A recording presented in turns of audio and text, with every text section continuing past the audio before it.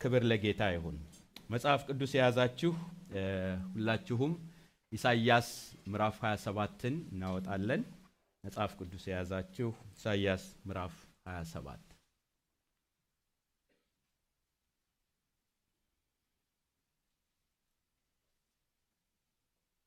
ኢሳይያስ ምዕራፍ 27 ከአንድ ጀምሮ እስከ 6 ያለውን ክፍል አነባለሁ።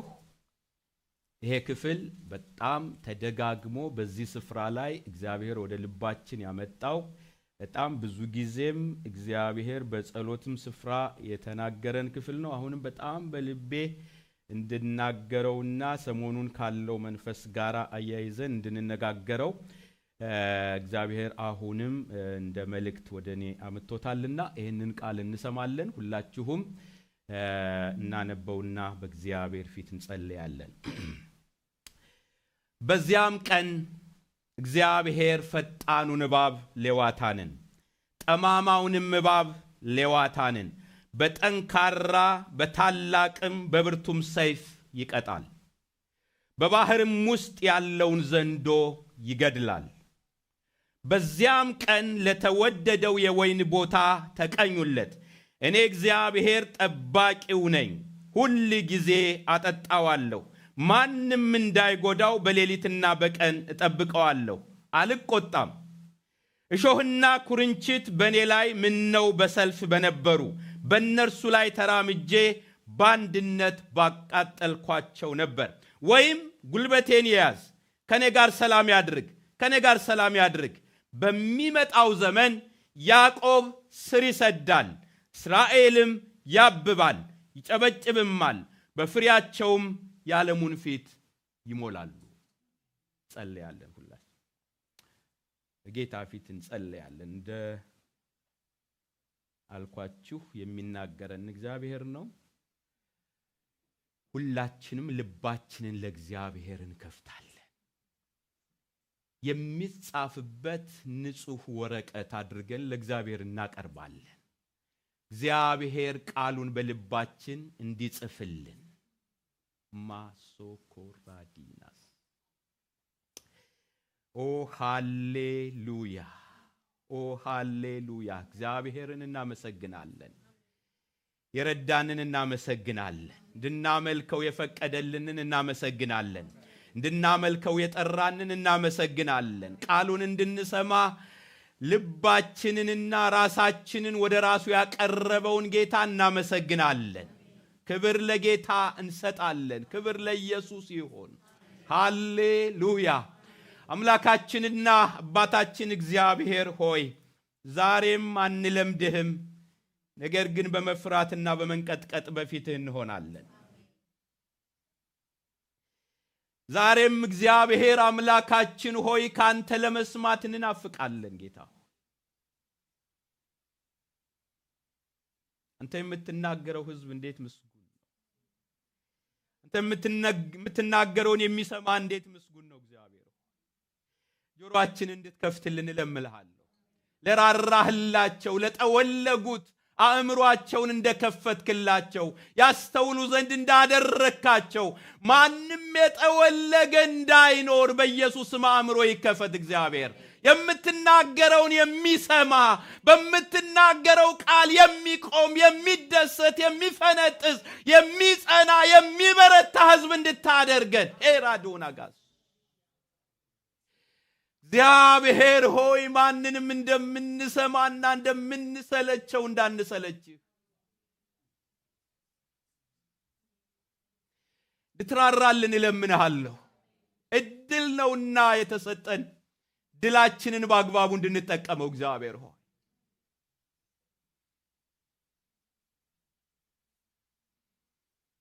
የሁላችንን ልብ የምታውቅ አንተ ጌታ ሆይ ለሁሉ ልብ ቃል ያለህ፣ ለሁሉ ልብ ትርጉም ያለህ፣ ለሁሉ ልብ እግዚአብሔር ሆይ አድሬስ ማድረግ የምትችልበት አቅም ያለህ በቃልህ እንድትደርሰን እንለምንሃለሁ። በመንፈስህ እንድትነካን እንለምንሃለሁ። እግዚአብሔር አመሰግንሃለሁ። ጌታ ሆይ ስለ እህቶች አመሰግንሃለሁ፣ ስለ ወንድሞች አመሰግንሃለሁ፣ ስለኔም አመሰግንሃለሁ። ትልቅ ስብሰባ ላይ እንደተቀመጥን እንዲሰማን ጌታ፣ ትልቁ አምላክ እግር ስር እንደሆንን እንዲሰማን እግዚአብሔር እንዳንለምድ በእኛ ሳይዝ ልክ እንዳናጠብህ እንዳንወስን አንተ ትልቅ ነህ ጌታ።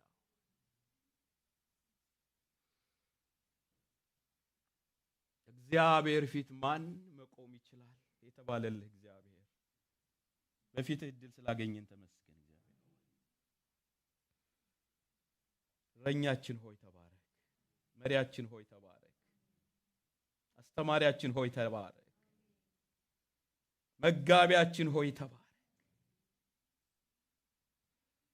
አግዝ እግዚአብሔር ሆይ፣ የሕዝብህን ልብ አግዝ፣ ቅዱሳንን አግዝ፣ ይህችን ቤተ ክርስቲያን አግዝ፣ ይሄንን ማህበረ ምእመን አግዝ። እግዚአብሔር ሆይ አግዘን፣ እግዚአብሔር ሆይ እርዳን፣ እግዚአብሔር ሆይ አሻግረን፣ እግዚአብሔር ሆይ አሁንም አሻግረን፣ እግዚአብሔር ሆይ ወደ ፈቃድህ አስጠጋን፣ እግዚአብሔር ሆይ ወደ መንፈስ አስጠጋን፣ እግዚአብሔር ሆይ ወደ ባህሩ ሙላት አግባን። እግዚአብሔር ራሳ ካላቦራ ዶንያ ዳር ላይ የምንንጨባረቅ እንዳታደርገን እለምንሃለሁ።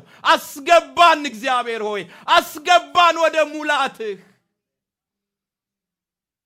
ጌታችን አምላክ ሆይ ተስፋችን ይሄ ነውና የምንጠብቀውም ይሄ ነውና አሁንም በኢየሱስ ክርስቶስ ስም ራሳችንን ላንተ እንሰጣለን። ማንም የተሰጠውን እድል የማይጠቀም እንዳይኖር ርህራሄ እንዲያግዘው በጌታ በኢየሱስ ስም እለምንሃለሁ። ስለሰማህን ተባረክ። እኔንም ሕዝብህንም በእጅህ አደራ አሳልፌ እሰጣለሁ በኢየሱስ ክርስቶስ ስም አሜን። ጌታ ይባርካችሁ።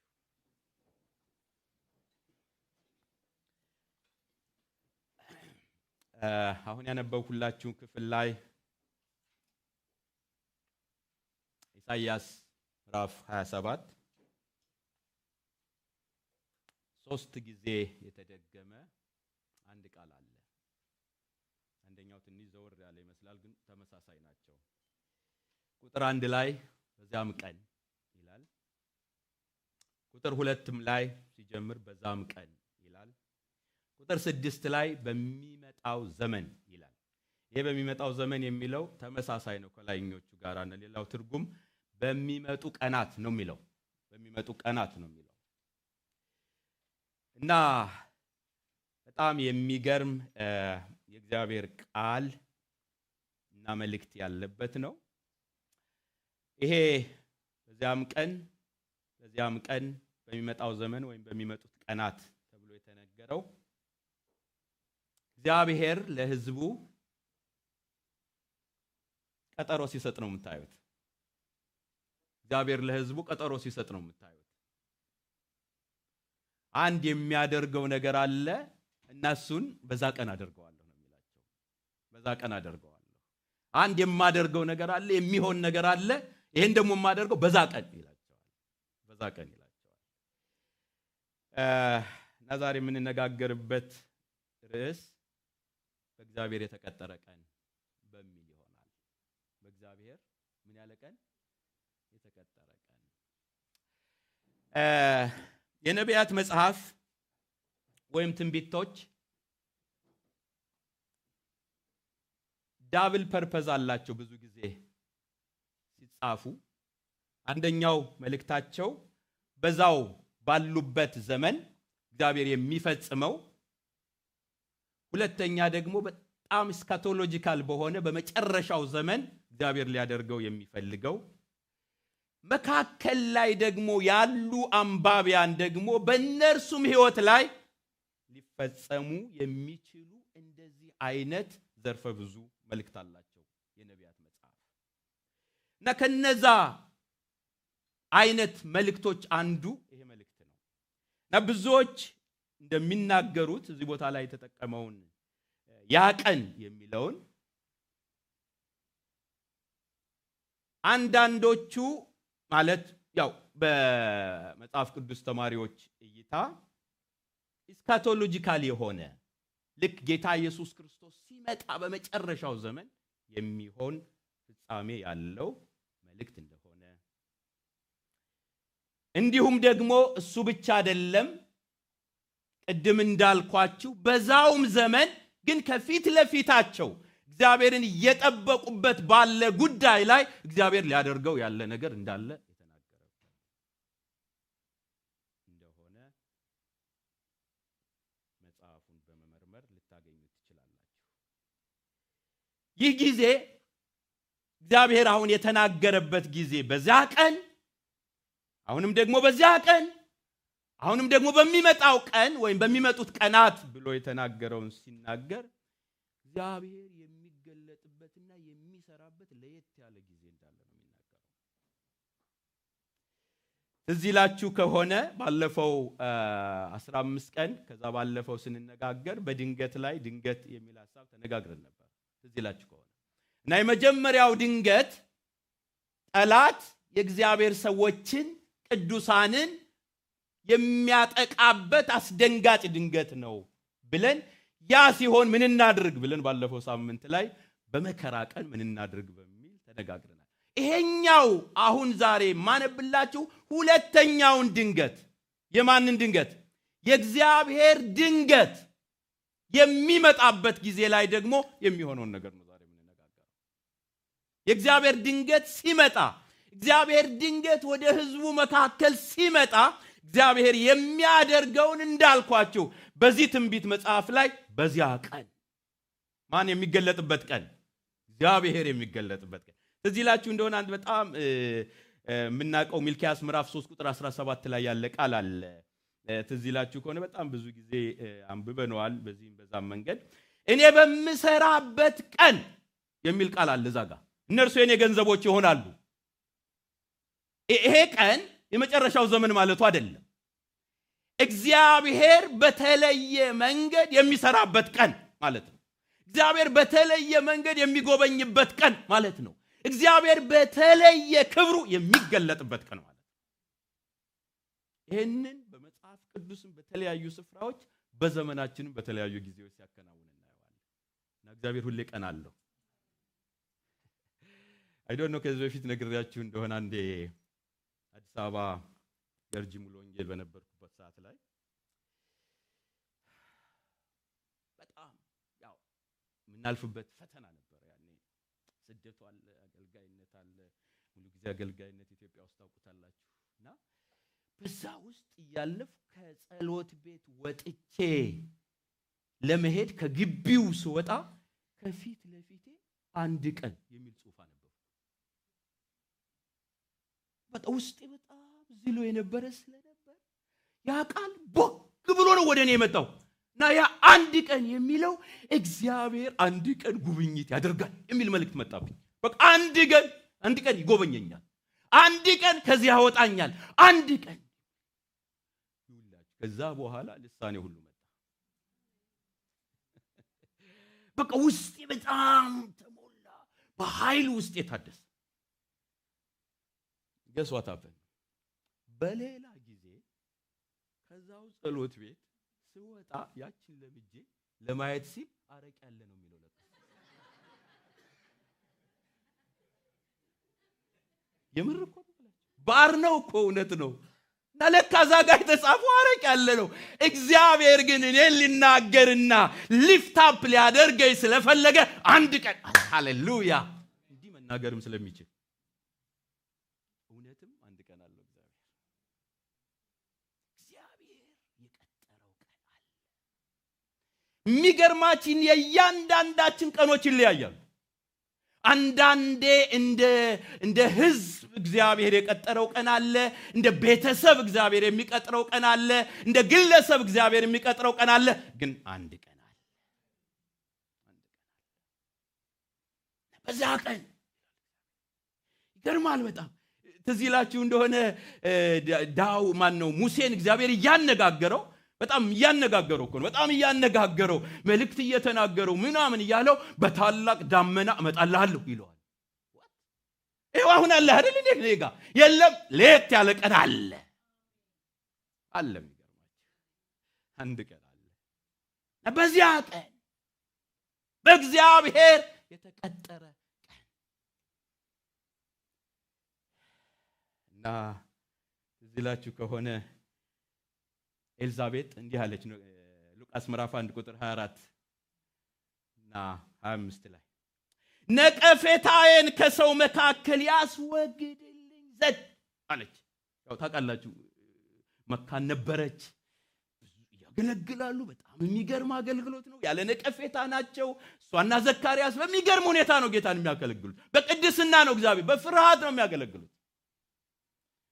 ግን የሆነ የምታምጥበት ነገር አለ፣ የምትጨነቅበት ነገር አለ፣ ጌታን የምትፈልግበት ነገር አለ፣ የምትነቀፍበት ነገር አለ። እና ትጠብቃለች።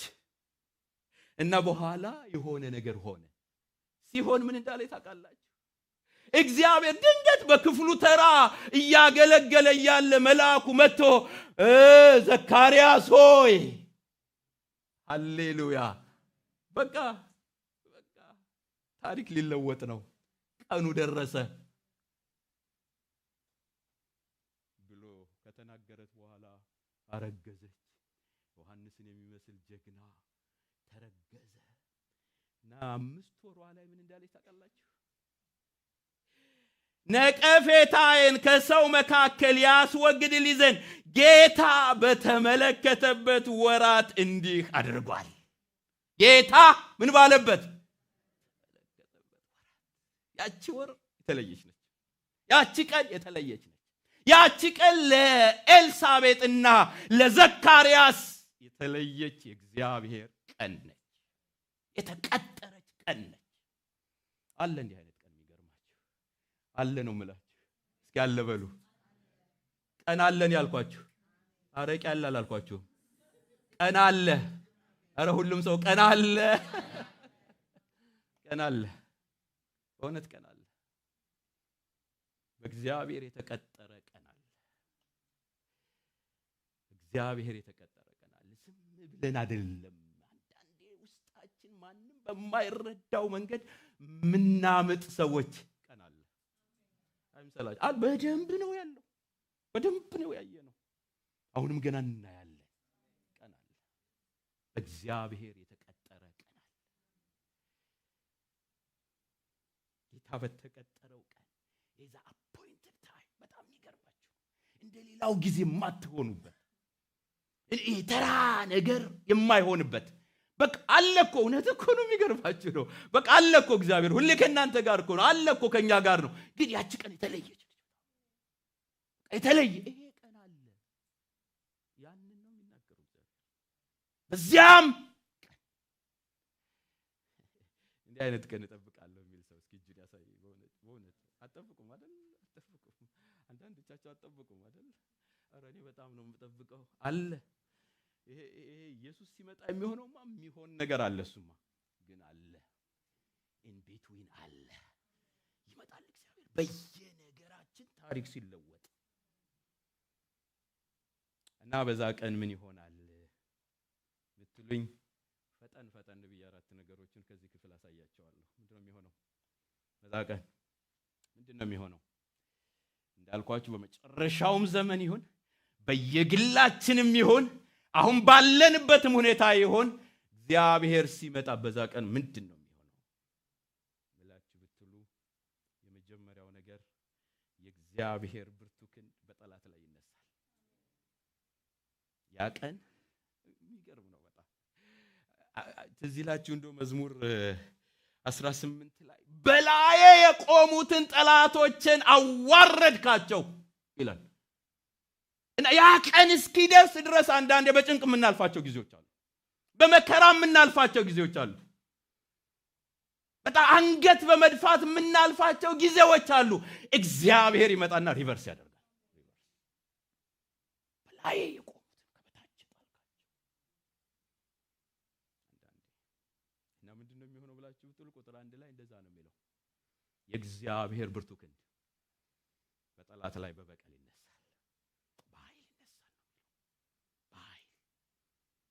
በዚያም ቀን ይላል እግዚአብሔር ፈጣኑን እባብ ሌዋታንን፣ ጠማማውንም እባብ ሌዋታንን በጠንካራ በታላቅም በብርቱ ሰይፍ ይቀጣል፣ በባህርም ውስጥ ያለውን ዘንዶ ይገድላል። አንዳንዶች ይሄኛውን በዘመናቸው እስራኤላውያን ከገጠማቸው የጠላት መንግስት ጋር ያገናኙታል። በተለይ የግብጽ መንግስት ጋር ያገናኙታል። ይሄንን በዛ ወቅት ላይ ጨቁናቸው ሲገዛቸው በነበረው ሌዋታን የተመሰለው ጠማማው የተመሰለው ሌላ ጊዜ ደግሞ በመጨረሻው ሰዓት ጌታ ኢየሱስ ክርስቶስ ሲመጣ አንዴና ለመጨረሻ ጊዜ የሚቀጣውን ዘንዶ ያሳያል።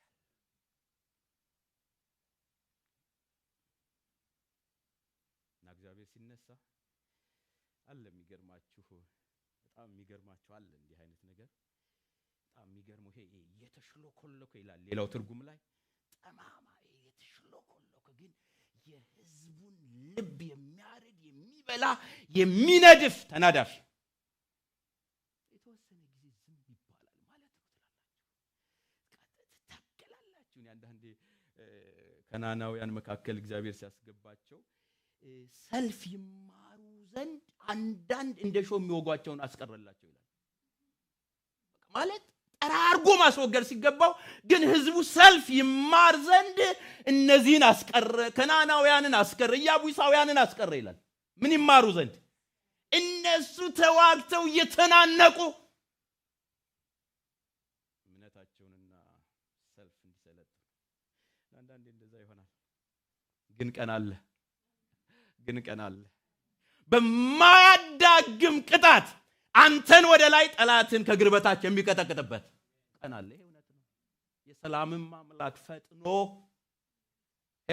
ፈጥኖ ሰይጣንን ከእግርህ በታች ለማን ነው የተጻፈው? ይሄ ፈጥኖ ቅድም እንዳልኳችሁ ድንገት እናንተ በተሸማቀቃችሁበት፣ እናንተ ባዘናችሁበት፣ እናንተ ደጅ እየጠናችሁ ባለበት ሰዓት ላይ ፈጣን የእግዚአብሔር ጀት ማይቀደም ፈጣኑ ንባብ ከዛስ ጠማማው ንባብ እግዚአብሔር በኢየሱስ የሚቀጥቅጥላችሁ ልባችሁን የሚያደክም በጣም ዛሬ ወጣው ስትሉ የሆነ ቅስማችሁን ስብር የሚያደርግ በኢየሱስ ይሰበር ለዘላለም። አለቀ እንዳይመስላችሁ አለ። የእግዚአብሔር ሕዝብ በየዘመናቱ የእግዚአብሔር ክንድ እንዲነሳና ሊታደገው የጠላትንም ሰልፍ እንዲበትንለት የሚቃትትበት ብዙ ጊዜ አለ። በጣም ይቃትታል። ይሄ እግዚአብሔር ሕዝብ ላይፍ ነው። ይቅርታ ማዘር ለካ ኢትዮጵያም ዩጋንዳም ደርሰውን የመጡ እንኳን ደህና መጡ። በኢየሱስ ስም ሰበር ዜና ይግባልዎት። ኢሳይያስ 51 እንደዚህ ይላል ቁጥር 9 ላይ የእግዚአብሔር ክንድ ሆይ ተነስ። የእግዚአብሔር ክንድ ሆይ ተነስ፣ ኃይልንም ልበስ። በቀድሞው ወራትና በጥንቱ ዘመን በነበረው ትውልድ እንደሆነው ተነስ። ረዓብን የቆራረጥክ ዘንዶውንም የወጋህ አንተ አይደለህምን? ባህሩንና የታላቁን ጥልቅ ውሃ ያደረከው የዳኑትንም ይሻገሩ ዘንድ ጠሊቁን ባህር መንገድ ያደረክ አንተ አይደለህም ወይ? ዛሬስ ተነስ። የእግዚአብሔር ሕዝብ መቃተት እኔ በዚህ ዘመን እንዲህ አይነት መቃተት አለ። በጣም የለመድነው የሰማነው ያነበብነው የቤተ ክርስቲያን ክብር እንዲመለስ፣ የእግዚአብሔር ክብር እንዲመለስ፣ የክርስቲያን ክብር እንዲመለስ፣ የአገልጋይነት ክብር እንዲመለስ ተነስ። የእግዚአብሔር ክንድ ለምዳችሁት ከሆነ I'm so sorry። የሚለመድ ጊዜ አይደለም። ይሄ በጣም የሚለመድ ጊዜ አይደለም። አብሮን እንዲቆይ የምንፈልገው ጊዜ አይደለም። እግዚአብሔር ይነሳ በእውነት በቃ እግዚአብሔር ሆይ ተነስ። እንዲህ ለሚቃትቱት ወዴት ነው ያነበብነው? ወዴት ነው የሰማነው? ወዴት ነው በአባቶቻችን ያደረከው? እንዴት በእኛ ዘመን ዝም አልክ? ይህ ቁጭት በኢየሱስ ስም ይግባባችሁ። እንዲህ ለሚጮሁት ነው እግዚአብሔር በክንዱ ይነሳል። በቃ ይነሳል። ይሄም አይቀር ነው። ቀን አለው እግዚአብሔር። በዛ ቀን የጠላት ጉልበት ይሰበራል፣ የኃጢአት ጉልበት ይሰበራል። የአመጽ ጉልበት ይሰበራል። የኤልዛቤል ዝሙትና ርኩሰት ይሰበራል። እግዚአብሔር ብቻውን ይከብራል። ሕዝቡ በተጠራበት ፖዚሽን ላይ ይቆማል።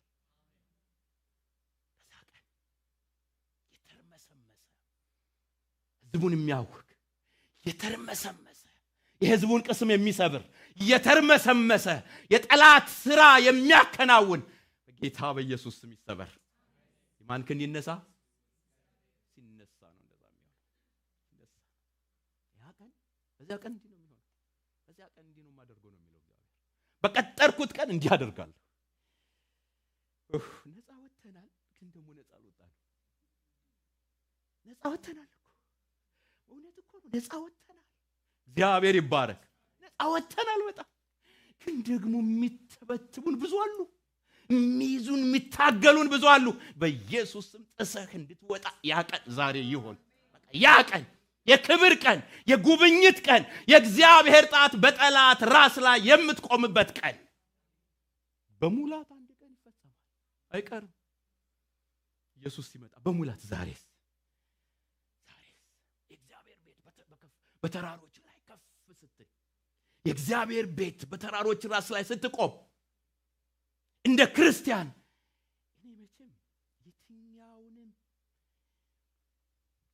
የትኛውንም ስብከት ልመዱ ስበኩ ወይም ደግሞ ተሰበኩ፣ አሁን ያለንበት የክርስትና ሞገስ ልክ አይደለም።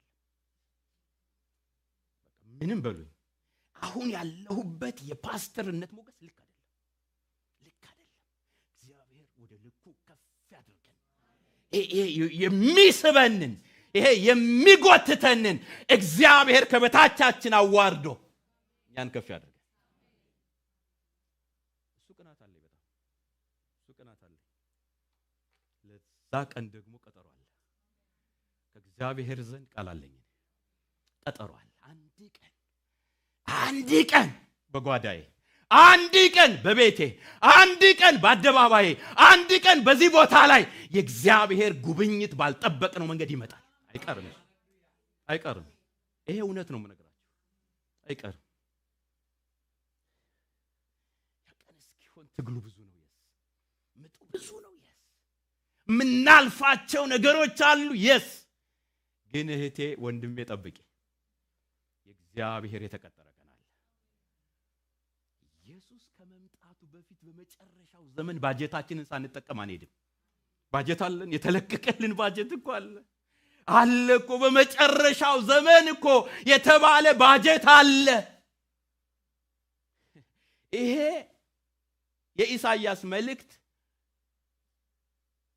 የመጨረሻው ዘመን የኢየሱስን መገለጥ እንዳልሆነ በኋላ አሳያቸዋለሁ።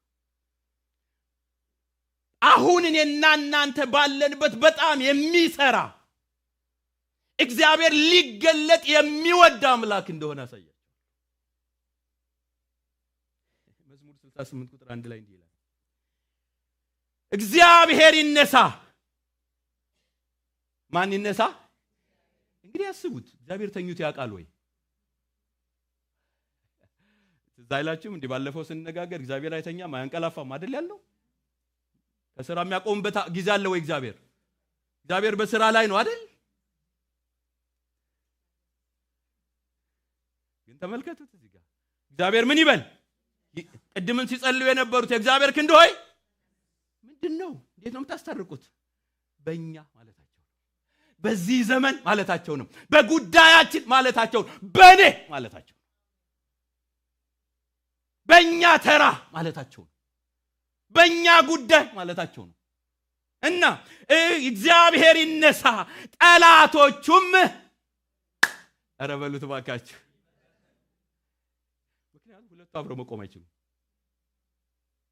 እግዚአብሔር በኃይል በእናንተ ላይ ከመጣ ይሄኛው የግድ ነው ድምጥማጡ የሚጠፋው። ጉልበቱ የሚርደው የግድ ነው። ጠላቶቹም ይበተኑ፣ የሚጠሉትም ከፊቱ ይሽሹ። ጢስ እንደሚበንን እንዲሁ ይብነኑ፣ ሰም በእሳት ፊት እንደሚቀልጥ እንዲሁ ኃጥአን ከእግዚአብሔር ፊት ይጥፉ። ጻድቃንም ደስ ይበላቸው፣ በእግዚአብሔርም ፊት ሐሴት ያድርጉ፣ በደስታም ደስ ይበላቸው።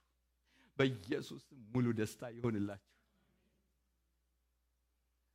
አሁን እኮ በጣም የኮንፈረንስ ሰሞን ብቻ ሆነ እኮ ነገራችን፣ ወይም ሰንበት ብቻ በኢየሱስ ደስታ በቤታችሁ ይሁን፣ ደስታ በትዳራችሁ ይሁን፣ በቃ ደስታ በልጆቻችሁ ላይ ይሁን።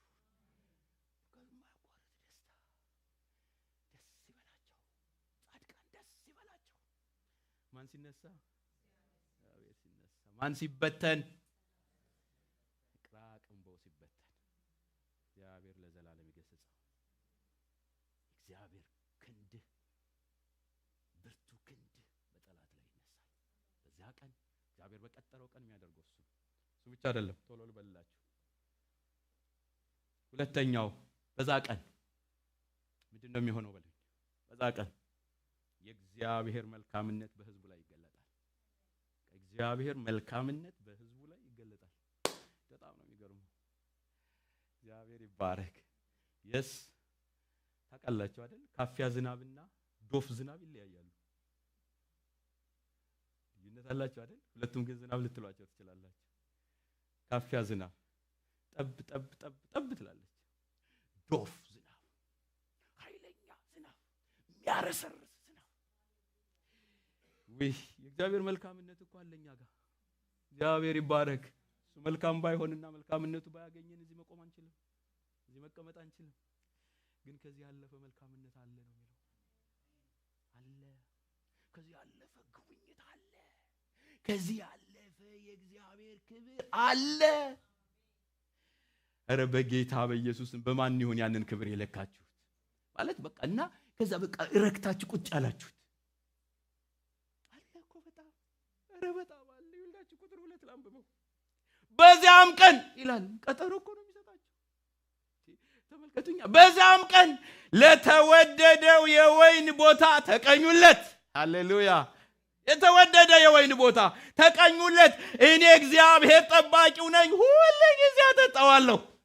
ማንም እንዳይጎዳው በሌሊትና በቀን እጠብቀዋለሁ፣ አልቆጣም።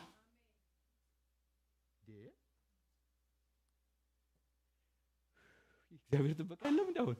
ኧረ በጣም አለ እንጂ። ያ ቀን ግን የተለየ ነው። የእግዚአብሔር ምሕረት የለም እንዴ? አለ እንጂ። ያ ቀን ግን የተለየ ነው በጣም። ተቀኙለት፣ ሞገስ ይሁንለት፣ ተቀኙለት፣ ዘምሩለት የሚለው እኮ ለወይኑ ቦታ። የወይኑ ቦታ ታውቃላችሁ ባጭሩ ይሄ የእግዚአብሔር ሕዝብ ማለት ነው። ምዕራፍ 5 ላይ ስታገኙ ኢሳይያስ ምዕራፍ 5 ላይ ታገኙታላችሁ። ለወይኒ ቦታ ያላደረኩት ምን አለ? የወይኒ ቦታ የእግዚአብሔር የእስራኤል ሕዝብ ነው ይላል። ምን አለ? ይሄን ያደረኩ ቆፈርኩ፣ አተከልኩ፣ ምን አልረኩ። በኋላ ግን እሱ ያደረገውን በኋላ ትንሽ ተቀስላ አደርግ ይችላል።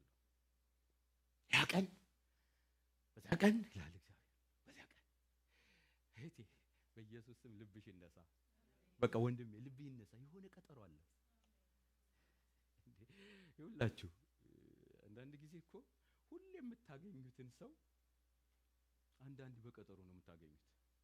ደግሞ ሁሌም የማታገኙትን ሰው አንዳንድ ደግሞ ይቀጥራችሁና ያ ቀን እስኪደርስ ድረስ ትጓጓላችሁ።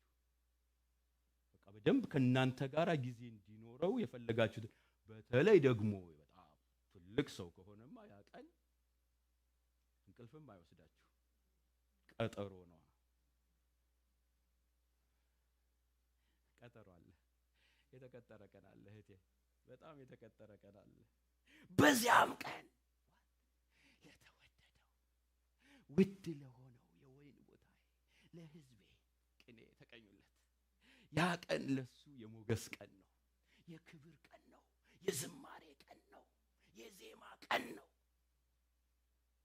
እኔ እግዚአብሔር ጠባቂው ነኝ፣ ማንም እንዳይጎዳው፣ ማንም እንዳያገኘው አጥር ሁኜለት። እሱ ግን ይዘላል ዝም ብሎ። ማደሪያው ለዘላለም ይባረክ።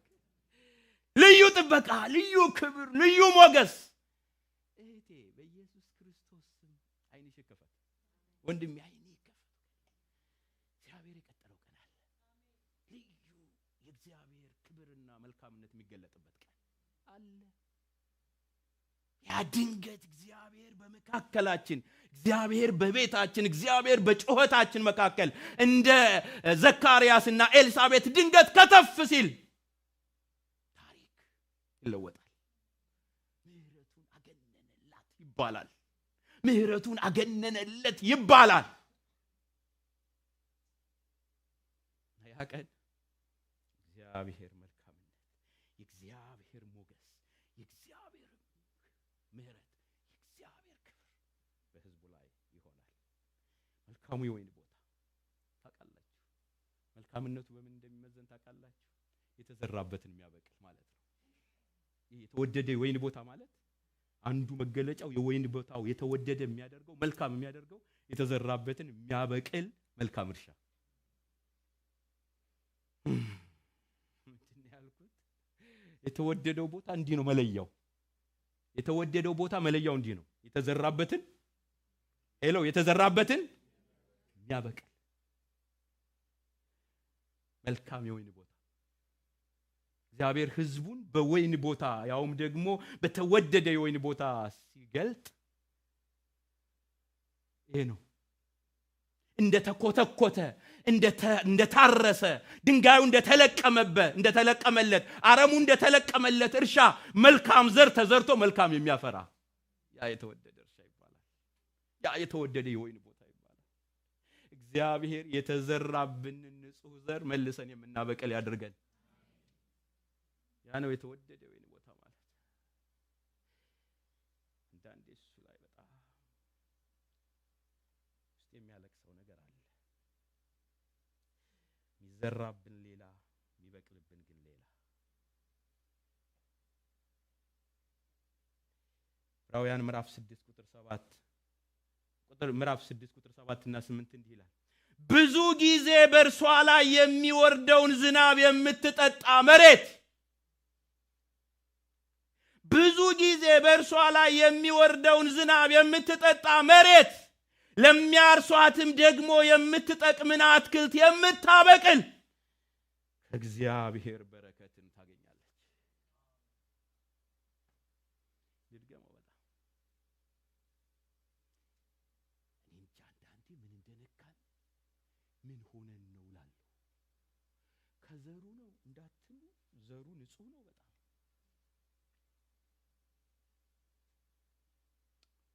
ታዲያ የተዘራው ንጹህ ዘር ገበሬው ሲጠብቀው አረም እንዴት በቀለ? እንክርዳድ እንዴት በቀለ? ጌታ ኢየሱስም ጠላት ይህንን አደረገዋል። ጠላት እናንተ ተኝታችሁ ባለበት ሰዓት ጠላት ይህንን አደረገው። እግዚአብሔር ይሄ ልብ እኛ ተኝተን ጠላት እንዳያገኘው፣ እኛ ሰንፈን ጠላት እንዳያገኘው፣ የሚዘራው ዘር በእኛ ላይ ተቀላቅሎ እንዳይበቅል ምን ይላል? ብዙ ጊዜ በእርሷ ላይ የሚወርደውን ዝናብ ከሰማይ የምትጠጣ መሬት፣ አስቡ፣ የምትጠጣ መሬት፣ ለሚያርሷትም ደግሞ የምትጠቅምን አትክልት የምታበቅል ከእግዚአብሔር በረከትን ታገኛለች። ይሄ ነው እግዚአብሔር መልካምነት በዛ ቀን የሚገለጥለት። በዛ ቀን እግዚአብሔር መልካምነቱን የሚገልጥ እንዲህ ለሚያበቅል የተወደደ የወይን ቦታ ለሆነ። ቀጥሎ ቁጥር 8 ላይ ግን ስታነቡት እዚሁ ዕብራውያን ላይ እሾህና ኩርንችትን ግን ብታወጣ፣ ዝናብ እየወረደባት ዘር እየተዘራባት የሚጠቅምን አትክልት ማብቀል ሲገባት ግን እሾህና ኩርንችትን ብታወጣ የተጣለች ናት፣ ለመርገምም ትቀርባለች፣ መጨረሻዋም መቃጠል ነው። አይድረስ አትሉም? እና የተወደደ ወይን ቦታ ማለት የሚዘራበትን ንጹህ ዘር በጸጋው ተሞልቶ ፍሬ የሚያፈራ ሕይወት። በእግዚአብሔር ጸጋ ተደግፎ በእግዚአብሔር መንፈስ እርዳታ ፍሬ የሚያፈራ ሕይወት፣ መልካም ፍሬ። የገላትያ ምዕራፍ 5 ቁጥር 22 ፍሬ፣ የመንፈስ ፍሬ፣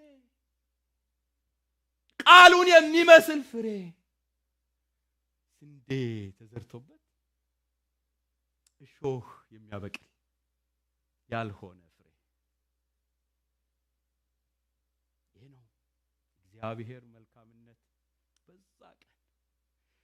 በዛ ቀን በሕዝቡ ላይ ሲገለጥ የሚገለጠው ለዚህ ለተወደደ የወይን ቦታ ነው።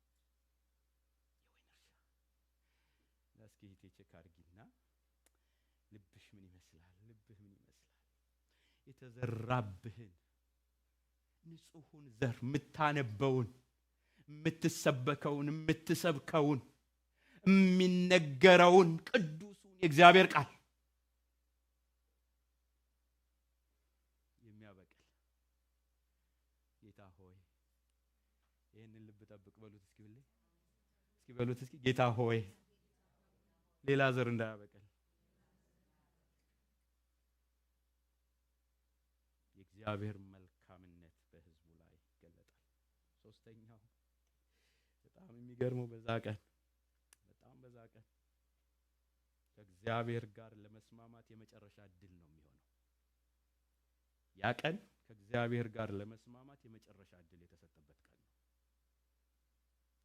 ልድገምላችሁ። በዛ ቀን እግዚአብሔር በቀጠረው ቀን ከእግዚአብሔር ጋር ለመስማማት የመጨረሻ እድል ነው። የሚገርም ነው በጣም። ከእግዚአብሔር ጋር ለመስማማት ይሄን ወደፊት ሌላም ጊዜ በሌላ መልክ እናገረዋለሁ። በጣም የሚገርም ነው። ሁሉ እግዚአብሔር እድል የሚሰጥ አምላክ አይደል? በቃ ግሩም የሚያደርገው ጋድ ኢዝ ኤ ጋድ ኦፍ ሰከንድ ቻንስ ይባላል። እንደገና አምላክ ነው። እንደገና አምላክ እና ያ ቀን የሚገርማችሁ ለጠላት የእግዚአብሔር ብርቱ ክንድ፣ ለተወደደው ለእግዚአብሔር ሕዝብ ደግሞ መልካምነቱ የሚገለጥበት፣ መሃል ቤት እየተንሳፈፈ ላለ ደግሞ የመጨረሻ እድል የሚሰጥበት ቀን። ቁጥር 4 እና 5 ላንብብላችሁ። በጣም ይገርማል። የመቼም እግዚአብሔርንና ቃሉን በጣም ነው የማመሰግነው። እግዚአብሔርና ቃሉ አንድ ነው። ባይዘው ላንብብላችሁ። ይሄንን በ80 ዓመተ ምህረት ትርጉም ነው ማነብላችሁ። በዚህኛውም ትርጉም ላነብላችሁ ይችላል። 4 እና 5 እንደዚህ ነው በዚህኛው ትርጉም የሚለው። አልቆጣም የሚለውን እንትን በሉትና አልቆጣም የሚለው ከሶስተኛው ቁጥር ጋር ነው የሚያያዘው የመልእክቱ ሐሳብ። ቁጥር 4 የሚጀምረው እሾህና ኩርንችት በእኔ ላይ ምን ነው በሰልፍ በነበሩ በእነርሱ ላይ ተራምጄ በአንድነት ባቃጠልኳቸው ነበር። ወይም ጉልበቴን ያዝ፣ ከኔም ጋር ሰላም ያድርግ፣ ከኔም ጋር ሰላም ያድርግ። በሌላኛው ትርጉም ላንብብላችሁ። የወይን ቦታዬን የሚያበላሹ ይላል። የወይን ቦታዬን የሚያበላሹ ኩርንችትና እሾህ ቢኖሩ ነቃቅዬ በእሳት በማቃጠል ፈጽሞ አጠፋቸዋለሁ። የሕዝቤ ጠላቶች እኔ እንድጠብቃቸው ከፈለጉ፣ በደንብ ስሙ። ይሄን እኮ ነው የሚለው 80 ዓመተ ምህረቱ። የሕዝቤ ጠላቶች እኔ እንድጠብቃቸው ከፈለጉ በመጀመሪያ ከኔ ጋር ሰላም ማድረግ ይኖርባቸዋል። በእርግጥም ከኔ ጋር ሰላም መፍጠር አለባቸው። ከማን ጋር? ከምኑ ለማምለጥ? ከቁጣው አለ የሚመጣ።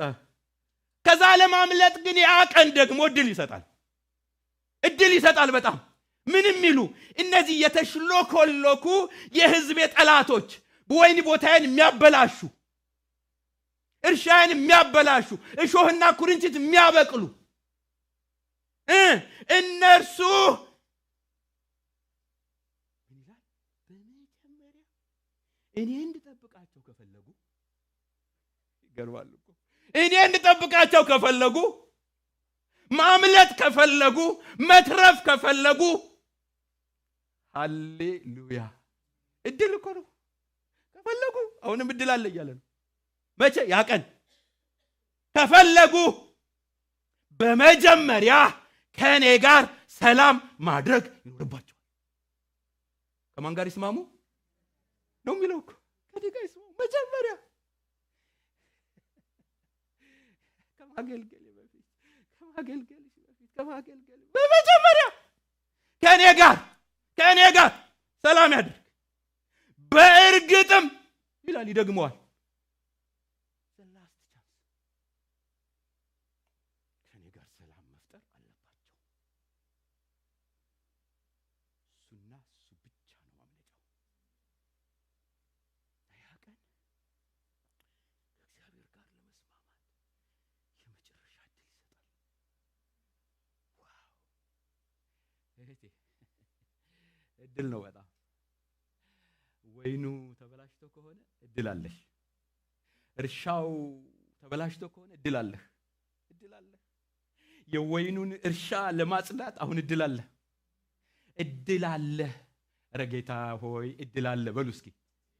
እድል አለ እህቴ፣ እድል አለ። በጣም የሚገርም እድል። ያኛው ትርጉም ቅድም እንዳልኳችሁ በአንድነት ተራምጄ ባቃጠልኳቸው ነበር ይላል። ግን እድል አለ።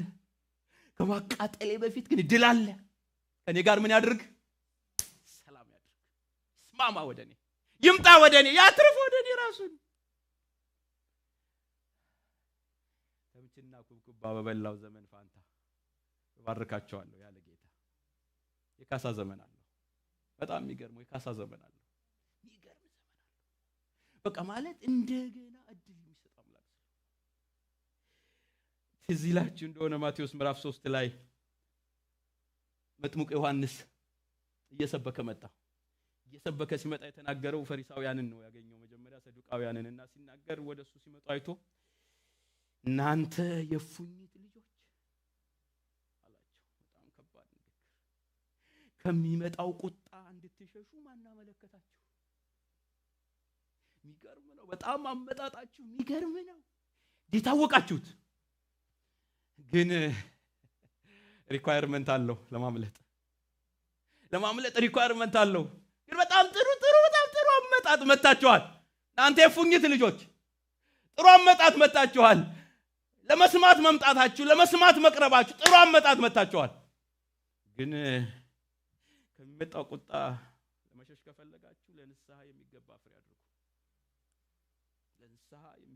አድርጉ። በልባችሁ አብርሃም አባት አለን እንደምትሉ አይምሰላችሁ እላችኋለሁና ከነዚህ ድንጋዮች ለአብርሃም ልጆች ሊያስነሳለት እግዚአብሔር ይችላል።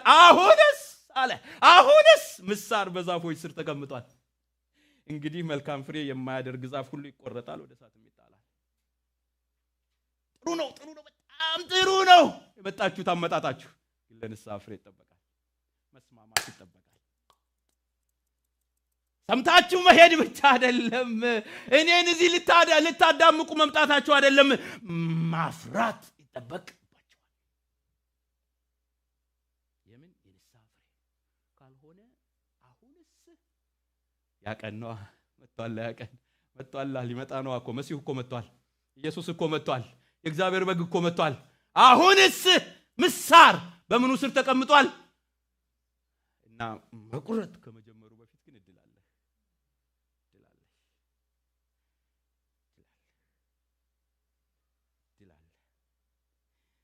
ሁላችንም ለአዳዲስ ነፍሳት የምንናገረው አንድ ቃል አለ። ለአዳዲስ ነፍሳት ብቻ አይደለም። በእርግጥ ሁለተኛ ቆሮንቶስ ምዕራፍ 6 ቁጥር 2 በተወደደ ሰዓት ሰማሁህ፣ በመዳንም ቀን ረዳሁህ። እነሆ የተወደደ ሰዓት አሁን ነው፣ የመዳንም ቀን አሁን ነው። ማን የሰጠው እድል? በዛ ቀን ከእግዚአብሔር ጋር የመስማማት እድል ዛሬ ይሁንልን። በኢየሱስ ዛሬ ይሁንልን የመስማማት ቀን። ከማንም ጋር አትስማሙ፣ ከእግዚአብሔር ጋር፣ ከእግዚአብሔር ጋር፣ ከዳኛችሁ ጋር፣ ከጠራችሁ ጋር፣ ከእረኛችሁ ጋር እንድጠብቃችሁ ከፈለጋችሁ፣ ጋርድ እንደሆናችሁ እንደ በጎች ላደርጋችሁ ከፈለጋችሁ በጣም መጀመሪያ ኳየር ሁኑ አይደለም ያለው። መጀመሪያ ፓስተር ሁኑ አይደለም ያለው። መጀመሪያ ቋሚ አባላት ሁኑ አይደለም ያለው። መጀመሪያ ከኔ ጋር ተስማሙ።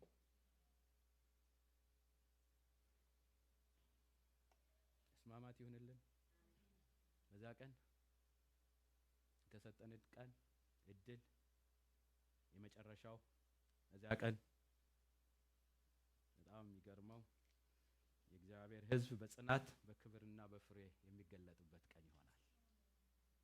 ያ ቀን የእግዚአብሔር ሕዝብ ቅድም ያልነው ያ የተወደደው በእግዚአብሔር የተጠበቀው የሚዘመርለት በጣም በጽናት በክብርና በፍሬ የሚገለጥበት ቀን ይሆናል። ቁጥር 6 እሱን ነው የምታነቡት። በሚመጣው ዘመን ይላል። ሌሎች ትርጉሞች በሚመጡት ቀናት ነው የሚለው። ያዕቆብህ ስር ይሰዳል። ሃሌሉያ። በቃ ይሄ መናወጥ ከዚህ በኋላ ይቆማል። ይሄ እንደ ውሃ ላይ ኩበት መንሳፈፍ ይቀራል። አሁን በቃ ስር መስደድ ይሆናል። ያ ቀን በጣም የሚገርም ቀን በኢየሱስ ስም ይመጣል። በጣም ይመጣል። በጣም ብዙ ቀኖች እያለፉ ናቸው። ወደዛ ቀን ግን እየደረስን ነው። ስር ይሰዳል፣ እስራኤልም ያብባል፣ ይጨበጭብማል፣ በፍሬያቸውም የዓለሙን ፊት ይሞላሉ። ይሄ ያለ መናወጥ ማለት የጸና ማንነት ማለት በጣም በመከራ ቢሆን በፈተና ቢሆን በሐሰት ትምህርት ቢሆን በሐሰተኞች በአስመሳዮች ቢሆን የማይነቃነቅ ማንነት፣ የጸና ማንነት፣ ስር መስደድ። ለዚህ ነው ጳውሎስ ለቆላስያስ ክርስቲያኖች ስር ስደዱ፣ በተማራችሁበት ነገር ጸንታችሁ ቁሙ። ታውቃላችሁ አይደል? ይሄ ጄኔሬሽን ይሄን ቃል ራሱ የሚያውቀው አይመስልም። በጣም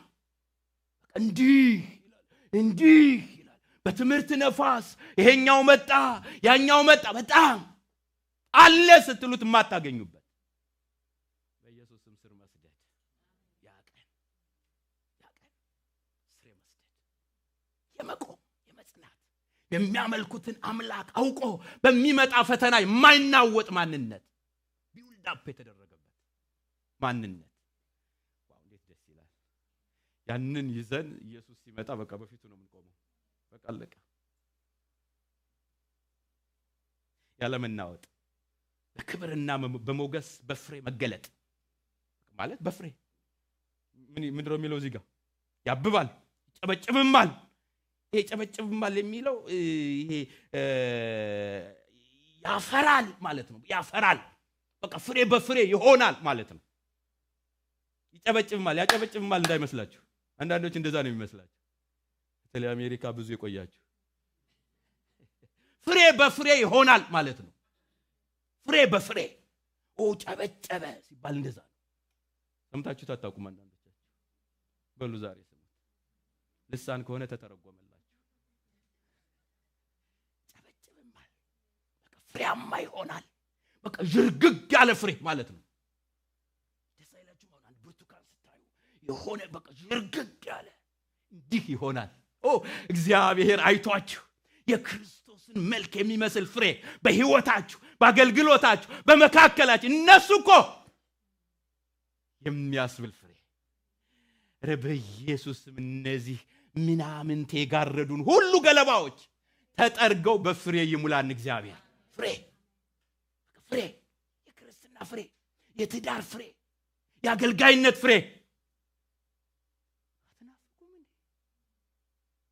ሲጣበቅብን ዝም ትላላችሁ እንዴ?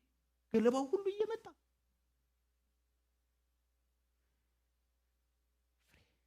ያቀን እንደዛ ነው። በክብር በሞገስ በፍሬ መገለጥ። እሱ ብቻ አይደለም፣ ተልእኮ በቃ መፈጸም ይሆናል። ይኸውላችሁ የዓለሙን ፊት ምን ይላሉ? ይሞላሉ። ተልእኮ ያኔ ነው። ይኸውላችሁ ያምርባችኋል። ስትሄዱ ፍቅር የሆነውን ጌታ ስትሰብኩ ይሰማል። ንግግራችሁ ይሰማል፣ ምስክርነታችሁ ይሰማል። ምክንያቱም ቀድሞ ኑሯችሁ ይናገራል። ይሞላል ፍሬያችን። ተልእኮ በጣም ብዙ የሚገርም ተልእኮ የተሰጠን ሰዎች። ያ የክርስቶስ ብርሃን በእኛ ሊያበራ፣ ያ የክርስቶስ ማዳን በእኛ ሊገለጥ አሳይመንት የተሰጠን ሰዎች። መውጣት ግን አቃተን። በኢየሱስ ስም ያ ቀን ይምጣ። ተናፍቁትም። በዛ ቀን እንደዛ ነው የሚሆነው። ፍሬያማነት መኃልየ ላይ ላንብብላችሁ ላጠቃለሁ። መኃልየ ላይ በጣም ወደ ምዕራፍ 2 ቁጥር 13 በጣም የነበረችበት ቦታ ታውቃላችሁ። እና ውዷን ቃል ሰምታ ውዷ እንደዚህ ይላታል፣ በለሱ ጎመራ ወይኖችም አበቡ፣ መዓዛቸውን ሰጡ። ወዳጄ ሆይ ተነሽ፣ ውበቴ ሆይ ነይ፣ በዓለት ንቃቃትና በገደል መሸሸጊያ ያለሽ እርግብ ሆይ ቃልሽ መልካም ፊትሽ አማረ ነውና መልክሽን አሳይኝ፣ ድምፅሽን አሰሚኝ፣ ወይናችን አብቧል። ነይ በምን ንቃቃት ውስጥ ያለሽ? ያ ጊዜ አለፈ፣ ይሄ ቀን መጣ፣ ያ ቀን መጣ። ክረምቱ አለፈ ነው የሚላት ከላይ። ክረምቱ አለፈ። አሁን የምን ጊዜ ደረሰ? የዜማ ተቀኙላት የተባለ ጊዜ ደረሰ። እሱ ብቻ አይደለም፣ ወይናችን ጎመራ፣ በለሳችን ጎመራ፣ አፈር አበበ። ነይ አሁን ቃልሽ መልካም፣ ድምፅሽ ያማረ ነው፣ መልክሽን አሳይኝ፣ ተገለጭ። ኧረ በኢየሱስ መገለጥ ይሆን። ካጣብቂኝ ወተን፣ ካሰቃቂ ነገር ወተን በሙላት የምንገለጥበት ህይወት ማለት ነው። ከዛ ግን ታውቃላችሁ፣ ድምፅሽን አሰሚኝ፣ ወይናችን አብቧል። የወይናችንን ቦታ የሚያጠፉትን ቀበሮች፣ ጥቃቅን ቀበሮች አጥምዳችሁ ያዙልኝ። ከዚህ በኋላ አይርመሰመሱም። ማሾካ አሹ ማለት ነው።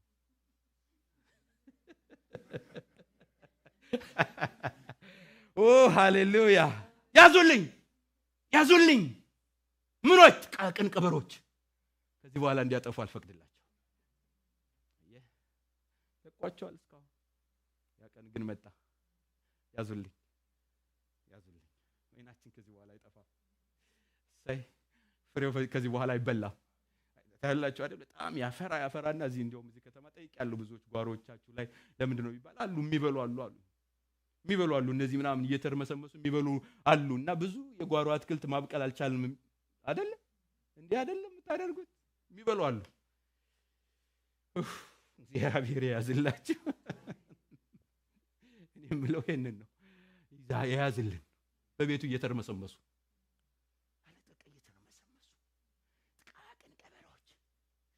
ያ ቀን እንዲህ ነው የሚሆነው። ያ ቀን እንዲህ ነው የሚሆነው። አጥምዳችሁ ያዙልኝ። አሁን የምን ጊዜ ነው? አሁን የፍሬ ጊዜ ነው። አሁን የመገለጥ ጊዜ ነው። አሁን የዜማ ጊዜ ነው። አሁን የመውጣት ጊዜ ነው። አሁን የክብር ጊዜ ነው። እህቶቼ፣ ወንድሞቼ፣ በዛ ቀን እግዚአብሔር በቀጠረው ቀን እግዚአብሔር በኢየሱስ ስም ያግኝሽ። በእውነት ያግኝሽ። እግዚአብሔር ያግኝሽ። በጣም ያግኛል። ያ ቀን የሚገርም ጊዜ ነው። አንደኛ ጴጥሮስ ላንብብና ልጨርስ። ምዕራፍ 2 ቁጥር 12 ላይ ለሚመለከቱት ስለ መልካም ስራችሁ ክፉ እንደምታደርጉ በዛ እናንተን በሚያሙበት ነገር በሚጎበኝበት ቀን እግዚአብሔርን ያከብሩት ዘንድ በአሕዛብ መካከል ኑሯችሁ መልካም ይሁን። በሚጎበኝበት ቀን፣ እግዚአብሔር በሚጎበኝበት ቀን እግዚአብሔርን ያከብሩት ዘንድ ዛሬ ባላችሁበት ሁኔታም ውስጥ ሆናችሁ ያንን ቀን እያሰባችሁ፣ ያንን ጊዜ እያሰባችሁ፣ ያ እግዚአብሔር የቀጠረውን ጊዜ እያሰባችሁ፣ ያንን የእግዚአብሔር ቀጠሮ ቀን እየጠበቃችሁ ኑሯችሁ ዛሬ መልካም ይሁን፣ መልካም ይሁን። እግዚአብሔርም እንዳይታዘባችሁ። ያ ቀን ይመጣል፣ በእውነት ይመጣል። አንዳንዴ በሚያልፍ ጊዜ ማያልፍ ጠባሳ አስቀምጠን እናልፋለን። በሚያልፍ ጊዜ። ስለዚህ ያ ቀን ሲመጣ እግዚአብሔር በክብር በእናንተ እንዲገለጥ፣ በእኔ በእያንዳንዳችን እንዲገለጥ እግዚአብሔር በሚጎበኝበት ቀን እግዚአብሔር ክብር ይሆን ዘንድ በአሕዛብ መካከል፣ በማያምኑት መካከል፣ በሚጠዘጥዙት መካከል፣ በማይመቹት መካከል፣ ቅድም እንዳልነው ሾህና ኩርንችት በሚመስሉት መካከል ኑሯችሁ መልካም ይሁን። እንጸልያለን። ያ ቀን ይመጣል። እህቴ ደስ ይበልሽ። የተቀጠረ ቀን አለ ወንድሜ፣ በጣም የተቀጠረ ቀን አለ። እውነት እውነት እላችኋለሁ እግዚአብሔር የቀጠረው ቀን አለ። ቀን አለ፣ በእውነት አለ። እግዚአብሔር በተለይ በዚህ ስፍራ ይሄንን መልእክት በጣም በተደጋጋሚ ነው ወደ ልቤ ያመጣው። ዛሬ በስብከት መልክ ተናገርኩት እንጂ እግዚአብሔር የቀጠረው ቀን አለ። ግን የሰጠሽን እድል ተጠቀሚበት ወንድሜ፣ የሰጠህን እድል ተጠቀምበት፣ በእውነት ተጠቀምበት።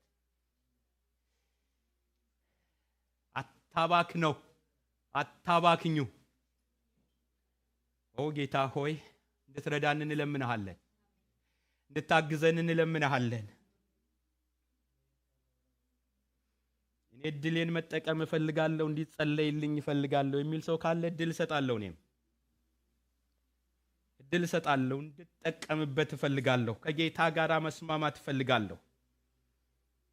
የሰጠኝን እድል እኔም እንድጠቀምበት እፈልጋለሁ። ከጌታ ጋር መስማማት እፈልጋለሁ የሚል ሰው ካለ ልጸልይለት እችላለሁ። እጁን ሊያሳየኝ ይችላል ወይም ሊቆም ይችላል። እድል ሲሰጥ ከእግዚአብሔር ጋር ለመስማማት